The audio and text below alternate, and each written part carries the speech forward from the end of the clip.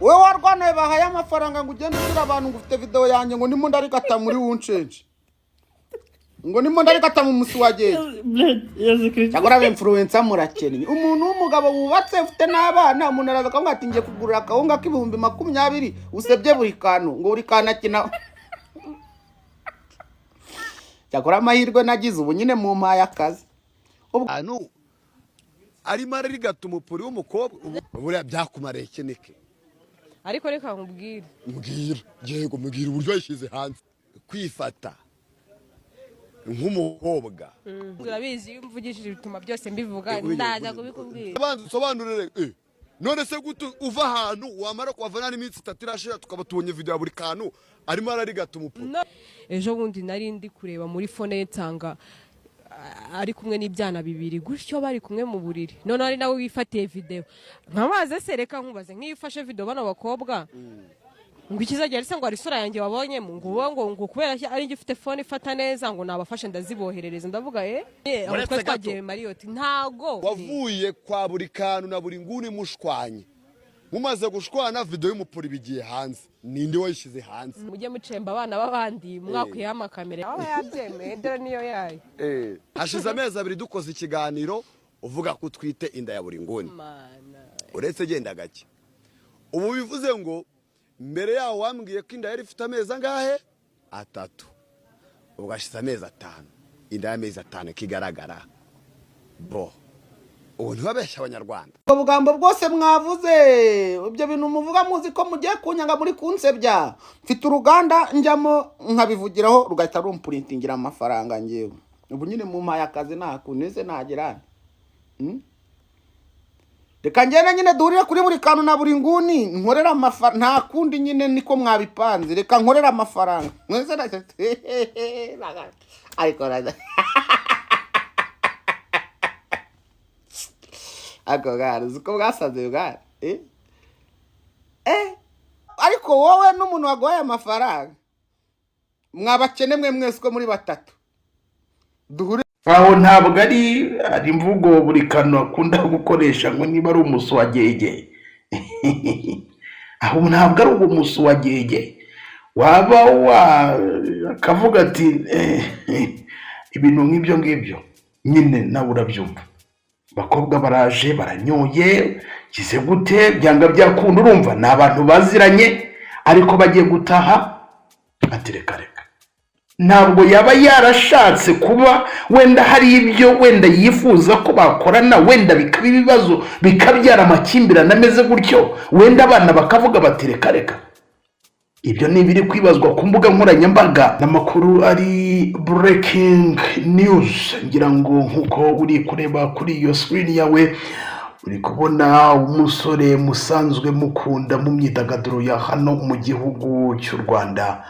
yitwa buri kantu amazina y'iswe n'ababyeyi yitwa Mwitende Abdul Karim kuri ubu ngubu ndiho ndakugezaho iyi nkuru turi ku itariki ya 21 ukwezi n'ukwa 7 uyu mwaka turimo ni 2025 kuri ubu ngubu uyu musore nkuko uri kureba kuri iyo screen urabona ko yambitse amapingu byumvikana neza ko uyu musore ari mu maboko ataraye uyu musore kuri ubu ngubu yafunzwe ejo ku itariki ya 20 z'uku kwezi kwa 7 ubwo nejo ku cyumweru uyu mwaka turimo 2025 yazize iki byagenze gute kubera iki yatawe muri yombi buri kantejo yasuwe n'abakobwa ahantu baba kuko abana na buri nguni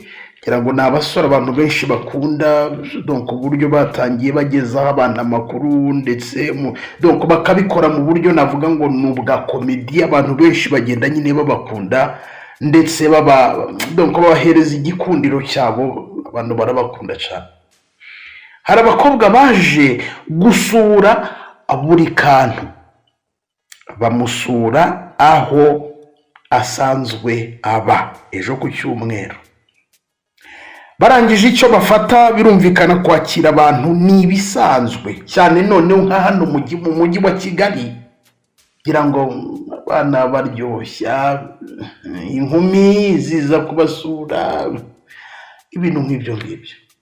Nyine arabakira bisanzwe. Hanyuma abo bakobwa bagiye gutaha, buri kana tereka atireka dati murajya he? Buri kantu arangije abafungirana mu nzu. Amaze kubafungirana mu nzu, ubwo urumva muri uko gufunga abana, donc habanje kuba ikintu cyo kutumvikana no gutongana, nyine kutumvikana. Urumva byageze igihe buri kantu afungirana aba bana b'abakobwa ati ntabwo musohoka. Habayeho ugushyamirana. Uyu musore arangije mu by'ukuri abarusha imbaraga, arabafungirana. Aba bana barangije barahamagara, bajya kurega mu rwego rw'igihugu rw'ubugenzacyaha RIB ibyo buri kantu yabakoreye muri uko kubafungirana. Hanyuma ejo ku itariki ya 20 nibwo urwego rw'igihugu rw'ubugenzacyaha RIB rwahise ruta muri yombi buri kantu. Kuri ubu ngubu buri kantu arafunzwe.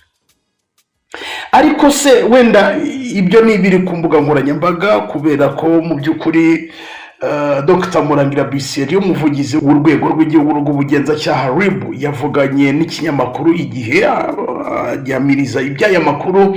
Ariko so kibaza byaba byaragenze gute? Bimwe abantu nabonye ku mbuga nkoranyambaga bari kugenda mu by'ukuri bakeka bati se buriya ntabwo byaba byaragenze gutya. Buri kana kavuga ati reka wenda abakobwa bakaza. Izi ni suggestions, ngira ngo nawe ushobora nyine kubyibaza. Abakobwa bakuru bivanye iwabo baza gusura buri kantu, ese ni ukubera iki habayemo iki gikorwa cyo gufungirana bikageza ubwo buri kantu atabwa muri yombi? Aho ntabwo ari imvugo buri kantu akunda gukoresha ngo niba ari umuswagege.